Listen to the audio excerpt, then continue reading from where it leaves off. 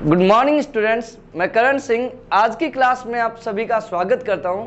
आज हम लोग गाउस के नियम के अनुप्रयोग डिस्कस करने वाले हैं। ये स्थिर वैद्युतिकी की 10th क्लास है, ओके।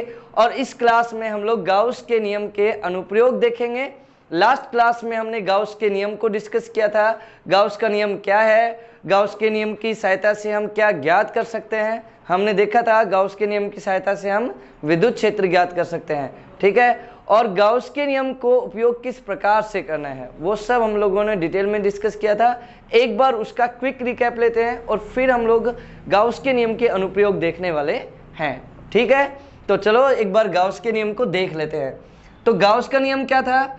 गाउस का नियम कहता था कि किसी बंद पृष्ठ के अंदर यदि कोई आवेश हो या आवेश किसी पृष्ठ के अंदर बंद हो तो उस पृष्ठ से कितना फ्लक्स निकलेगा, Q अपॉन मतलब जो आवेश है वो पृष्ठ के अंदर जो आवेश है वो, और उसमें एप्सिलॉन 0 का भाग लगा देंगे तो हमें क्या मिल जाएगा, पृष्ठ से संबद्ध फ्लक्स मिल जाएगा। याद रखना गाउस का नियम केवल बंद पृष्ठ के लिए ही लागू होता है। गाउस का नियम केवल किसके लिए लागू होता है? केवल बंद पृष्ठ के लिए ही लागू होता है, ठीक है। मतलब क्या है इसका कि यदि आपको गाउस का नियम लगाना है तो आवेश को क्या करना पड़ेगा, बंद करना पड़ेगा। मैंने ये एग्जाम्पल भी लिया था कि यदि ये बेलन है और इसके एक का अनुप्रस्थ काट पर आवेश रखा है यहाँ पर, तो यहाँ गाउस का नियम नहीं लगा सकते।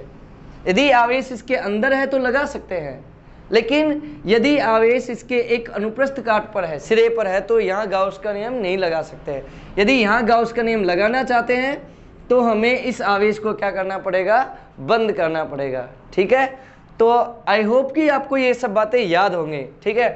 अब हम लोग एक बात और डिस्कस कर लेते हैं, क्या है कि आवेश को बंद करने के लिए जनरली हम लोग जो हमारे 12th क्लास के सिलेबस में है उसमें हम लोग आवेश को बंद करने के लिए जनरली या तो बेलन या फिर गोला उपयोग में लेते हैं, ठीक है।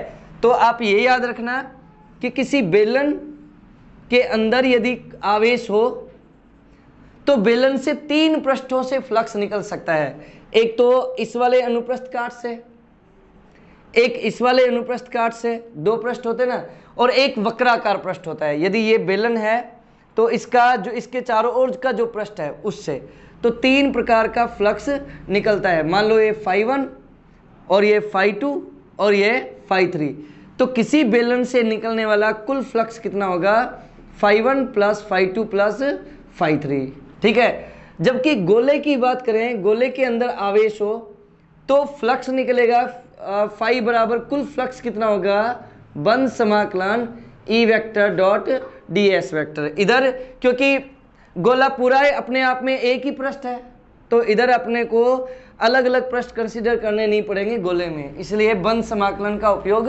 करेंगे, ठीक है। तो ये सब बातें हमने लास्ट क्लास में डिस्कस की थी। आज हम लोग देखने वाले हैं अनंत लंबाई के समरूप आवेशित तार के कारण किसी बिंदु पर विद्युत क्षेत्र। तो आप देखें तार कैसा है, अनंत विस्तार का है, अनंत लंबाई का है।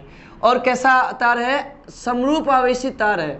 बेटा समरूप आवेशित होने का क्या अर्थ है? समरूप आवेशित होने का मतलब है कि तार का आवेश घनत्व क्या है, नियत है। तार का आवेश घनत्व क्या है, नियत है। तो समरूप आवेशित अनंत लंबाई के तार के कारण किसी बिंदु पर क्या ज्ञात करना चाहते हैं, विद्युत क्षेत्र। विद्युत क्षेत्र या विद्युत क्षेत्र की तीव्रता। याद रखना विद्युत क्षेत्र ज्ञात करने के लिए कोई ना कोई बिंदु तो हमें लेना होता ही है, क्योंकि विद्युत क्षेत्र बिंदु फलन है और अलग अलग बिंदुओं पर विद्युत क्षेत्र का मान अलग अलग प्राप्त होता है।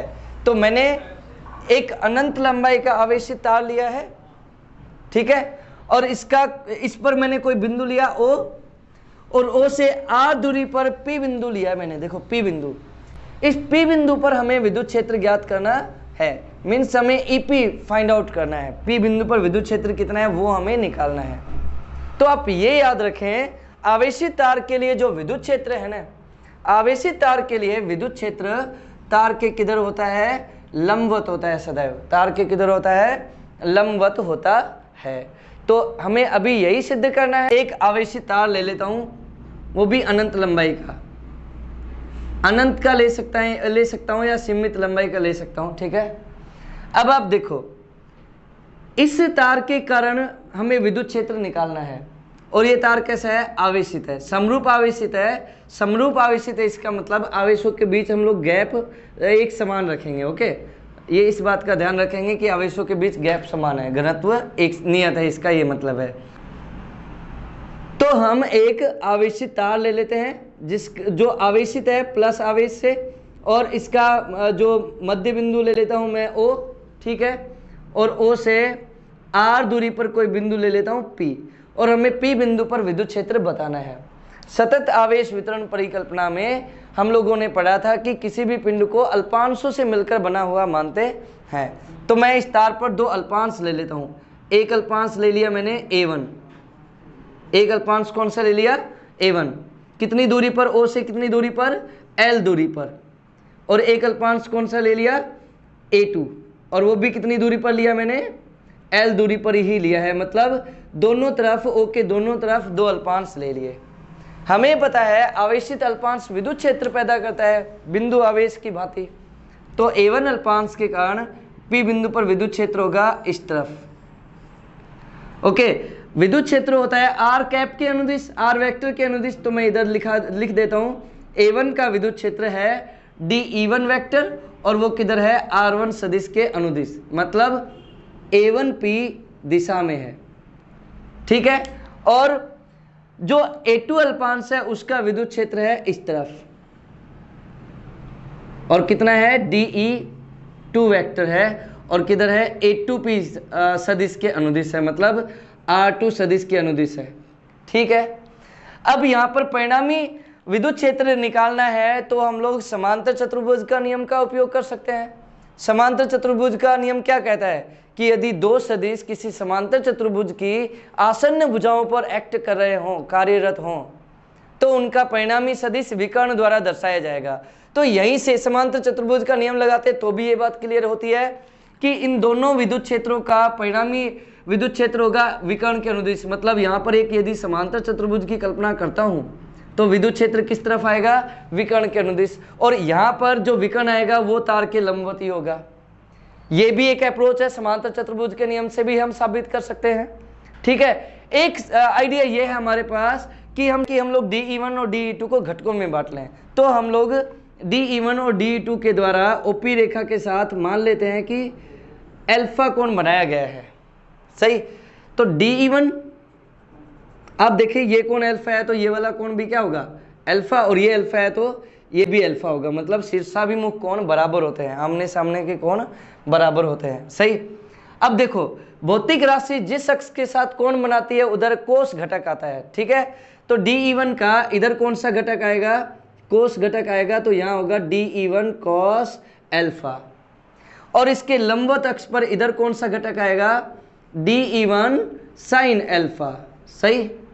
इसी प्रकार dE2 का इधर कौन सा घटक आएगा? dE2 cos alpha. और इसके लंबवत अक्ष पर इधर कौन सा घटक आएगा? dE2 sin alpha. अब आप देख सकते हैं कि हमने L R, ओके, ये L और ये जो R है ये दोनों दूरियां बराबर ली हैं और अल्पांशों का साइज भी बराबर लिया है। तो dE1 और dE2 का परिमाण क्या है? यहाँ पर बराबर है, ओके। तो यहाँ पर परिमाण बराबर है, तो जो ऊर्ध्व घटक है dE1 sin अल्फा और dE2 sin अल्फा एक दूसरे को क्या कर देंगे? निरस्त कर देंगे। तो परिणामी विद्युत क्षेत्र कितना बचेगा? परिणामी विद्युत क्षेत्र बचेगा dE1 cos अल्फा और प्लस dE2 cos अल्फा। और परिणामी विद्युत क्षेत्र की दिशा भी इन क्षैतिज घटकों की दिशा में ही होगी, मतलब किधर होगी? OP सदिश के अनुदिश, OP रेखा के अनुदिश। और OP रेखा तार के लंबवत है, तो हम कह सकते हैं कि परिणामी विद्युत क्षेत्र OP रेखा के अनुदिश अर्थात तार के लंबवत होगा। परिणामी विद्युत क्षेत्र सदिश तार के किधर होता है? लंबवत होता है, आवेशित तार के लंबवत होता है। यदि तार धनावेशित है तो विद्युत क्षेत्र बाहर की ओर होगा, लंबवत बाहर की ओर, और ऋणावेशित है तो लंबवत अंदर की ओर होगा, ठीक है। तो यहाँ से साबित होती है विद्युत क्षेत्र की दिशा। अब हम लोग निकालने वाले हैं विद्युत क्षेत्र का परिमाण। तो विद्युत क्षेत्र का परिमाण ज्ञात करने के लिए हमें गाउस के नियम की हेल्प लेनी होती है। तो चलो अब गाउस के नियम की सहायता से विद्युत क्षेत्र का परिमाण ज्ञात करते हैं। तो मैंने देखो एक आवेशी तार बना है, ये अनंत लंबाई का आवेशी तार है, समरूप आवेशित है, मतलब आवेश घनत्व क्या है, नियत है। अच्छा, आवेशित तार कौन से आवेश वितरण का एग्जाम्पल है बच्चों? आवेशित तार वास्तव में रेखीय आवेश घनत्व का, रैखिक आवेश घनत्व का उदाहरण है। रैखिक आवेश वितरण या रैखिक आवेश घनत्व का उदाहरण है। मतलब समरूप आवेशित तार का रेखीय आवेश घनत्व क्या रहेगा, नियत रहेगा। और रेखीय आवेश घनत्व को हम किससे लिखते हैं, लैम्डा से लिखते हैं। तो यहाँ पर तार के लिए लैम्डा क्या है, नियत है। ठीक है, तो अब हम लोग इस तार के लिए विद्युत क्षेत्र ज्ञात करेंगे गाउस के नियम से। तो देखो, गाउस का नियम कहता है कि यदि आप गाउस का नियम लगाना चाहते हैं तो आवेश को बंद करना पड़ेगा। आवेश को क्या करना पड़ेगा, बंद करना पड़ेगा। तो मैंने अनंत विस्तार का तार लिया है, तो इस अनंत विस्तार के तार को बंद करने के लिए अनंत विस्तार का ही गाउसीय पृष्ठ लेना होगा, जो कि प्रैक्टिकली पॉसिबल नहीं है। ठीक है, तो ऐसे में क्या करें, ऐसे में हम लोग क्या कर लेते हैं, इस तार का एक छोटा सा हिस्सा निकाल लेते हैं। ठीक है, और उस हिस्से के लिए विद्युत क्षेत्र निकाल लेते हैं। उस विद्युत क्षेत्र को हम घनत्व के रूप में लिखेंगे। चूंकि घनत्व नियत है तो वो विद्युत क्षेत्र पूरे तार के लिए लागू हो सकता है। ठीक है, तो मैं यहां पर इस तार की L लंबाई ले लेता हूं। तार की कितनी लंबाई ले ली, L लंबाई ले ली है मैंने। ठीक है, और इस L लंबाई पर मैंने कितना आवेश मान लिया है, Q। ठीक, तो हम क्या लिख सकते हैं,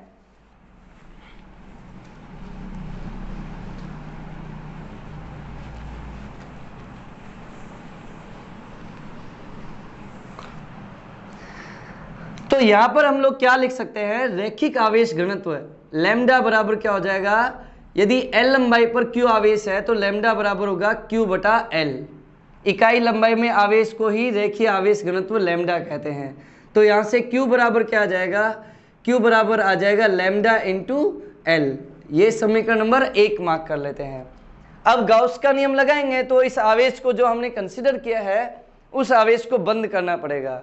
और तो किसी आवेशित तार को बंद करने के लिए एक बेलनाकार पृष्ठ से बढ़िया कुछ भी नहीं हो सकता है। ओके, तो यहाँ पर हम लोग इस आवेशित तार को यानी Q आवेश से आवेशित तार को बंद करने के लिए हम एक बेलनाकार पृष्ठ की कल्पना करेंगे।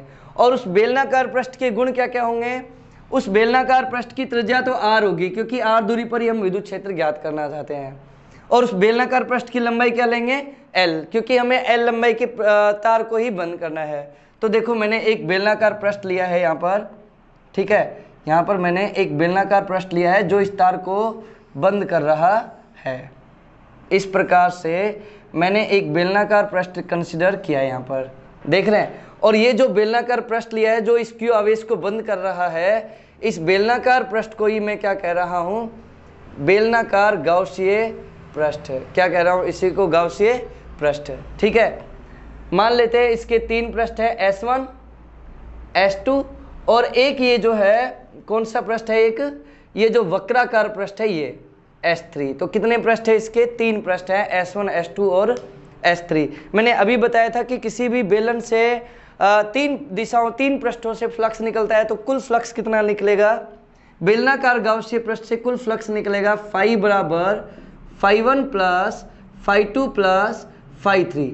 ओके, और φ1 φ2 φ3 का मान हम लोग किस प्रकार से लिख सकते हैं, फाई बराबर लिखेंगे समाकलन E vector dot ds vector for S1 पृष्ठ प्लस समाकलन E vector dot ds vector for S2 पृष्ठ और समाकलन E vector dot ds vector for S3 पृष्ठ। तो ये हमने φ1 φ2 φ3 का मान लिख दिया है परिभाषा से। ओके, फ्लक्स की परिभाषा से हमें पता है डॉट हटाएंगे तो कोस लेकर आएंगे।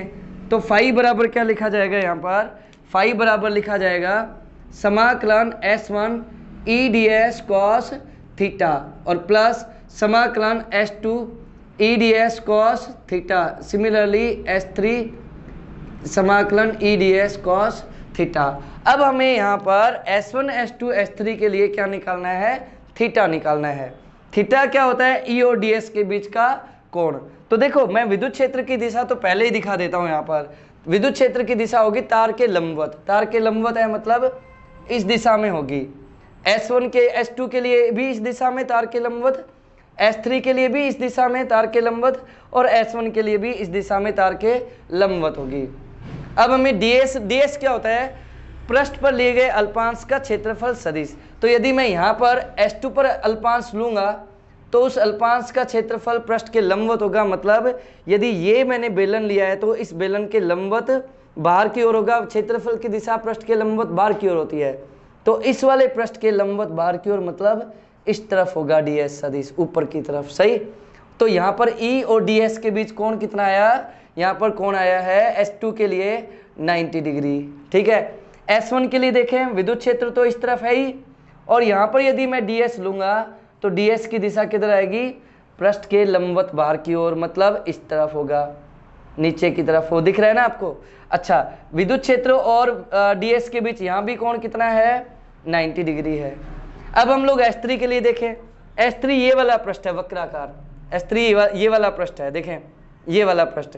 तो इसके लिए विद्युत क्षेत्र तो तार के लंबवत है ही, ये तो विद्युत क्षेत्र की दिशा है ही, और ds की दिशा होगी इस पृष्ठ के लंबवत, मतलब इस तरफ। यहाँ पर ds E की दिशा में होगा तो S3 के लिए थीटा कितना रहेगा, 0 डिग्री रहेगा। S3 के लिए थीटा कितना रहेगा, 0 डिग्री रहेगा। इसलिए अब मैं इधर मान रखूंगा तो क्या लिखूंगा, देखें फाई बराबर समाकलन S1 E ds cos 90 degree plus समाकलन S2 E ds cos 90 degree और प्लस समाकलन S3 E ds cos 0 degree.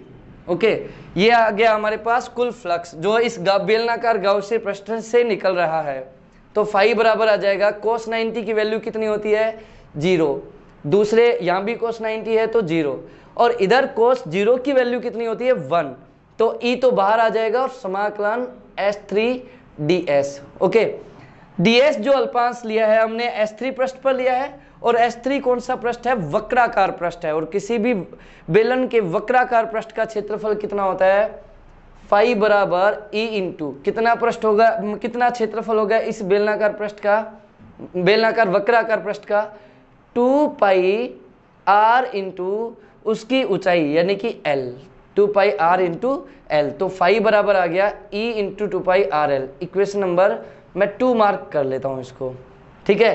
तो हमें इस बेलनाकार पृष्ठ से निकलने वाला परिणामी फ्लक्स प्राप्त हो गया E इंटू 2 पाई आर एल। ठीक है। अब हमें क्या देखना है, गाउस का नियम यहाँ पर अप्लाई करना है। गाउस का नियम क्या कहता है, गाउस के नियम का नियम क्या कहता है, फाई बराबर समेशन q बाय एप्सिलॉन 0। मैंने जो बेलनाकार पृष्ठ लिया है उसमें कितना आवेश बंद है, q आवेश बंद है। तो फाई बराबर क्या आ जाएगा, q by epsilon 0। Equation number 3 मान लेते हैं इधर वैक्यूम है या एयर है, निर्वात या हवा है। ठीक है। तो समीकरण 1 और 2 को देखेंगे तो दोनों के दोनों फाई के बराबर हैं। तो इधर फाई का वैल्यू रख देता हूं, तो E इंटू 2 पाई आर एल बराबर q बाय एप्सिलॉन 0। तो यहाँ से E बराबर क्या आ जाएगा, q अपॉन 2 पाई आर एल इंटू एप्सिलॉन 0। ये इक्वेशन नंबर 4। ये आ गया हमारे पास विद्युत क्षेत्र अनंत लंबाई के तार के कारण। हम लोग इसको और सिंप्लीफाई कर सकते हैं, q का वैल्यू रख सकते हैं। मैं इधर लिख रहा हूँ, आप लोग देखें इसको। तो q का वैल्यू कितना है हमें पता है, q का वैल्यू इक्वेशन नंबर 1 से q बराबर है लैम्डा इंटू एल और अपॉन 2 पाई आर एल एप्सिलॉन 0। एल से एल क्या हो जाएगा, कैंसिल आउट हो जाएगा। तो E बराबर आ जाएगा lambda upon 2 pi epsilon 0 into r. विद्युत क्षेत्र कितना आ जाएगा, अनंत लंबाई के समरूपावेशी तार के कारण विद्युत क्षेत्र कितना आ जाएगा, lambda by 2 pi epsilon 0 into r. या इसको ऐसा भी लिखा जा सकता है, E बराबर 2 lambda by 4 pi epsilon 0 into r. ऐसा क्यों लिखा मैंने, क्योंकि 1/4 पाई एप्सिलॉन 0 को हम क्या लिख सकते हैं, k लिख सकते हैं। तो 2k और लैम्डा, 2 और लैम्डा तो एज इट इज है, 1/4 पाई एप्सिलॉन 0 की जगह मैंने क्या लिखा, k और अपॉन r। तो ये विद्युत क्षेत्र आ गया समरूप आवेशी तार के कारण किसी बिंदु पर। ओके, इसको इक्वेशन नंबर 5 लिख देता हूँ। तो यहाँ से हम लोग यदि इसको सदिश रूप में लिखे तो E सदिश बराबर 2k lambda upon r dot R cap आ जाएगा।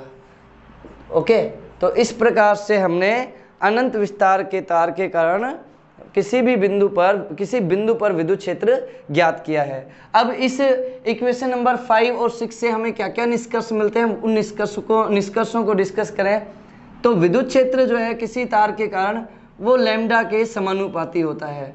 लैम्डा के समानुपाती है तो ई और लैम्डा के बीच ग्राफ कैसा मिलेगा, एक तिरछी सीधी रेखा, ठीक है। और ई आर के व्युत्क्रमानुपाती है तो विद्युत क्षेत्र कितना मिलेगा, विद्युत क्षेत्र और आर के बीच ग्राफ क्या मिलेगा, इस प्रकार का। यहाँ पर ई व्युत्क्रमानुपाती आर है इसलिए, ठीक है। तो ये सब बातें थी